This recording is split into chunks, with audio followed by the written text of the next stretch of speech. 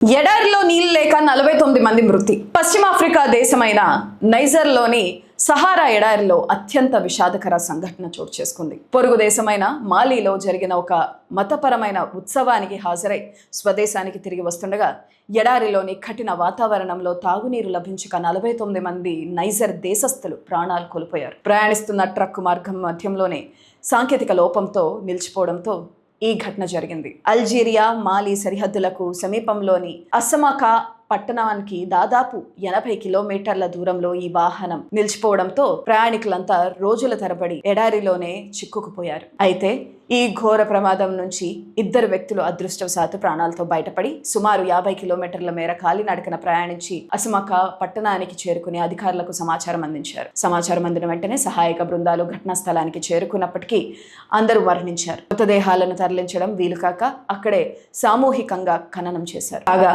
అదే సమయంలో సమీపంలో నిలిచిపోయిన మరో ట్రక్కులోని ప్రయాణికులను సహాయక బృందాలు సకాలంలో గుర్తించి వారికి నీరు అందించి ప్రాణాలతో రక్షించాయి.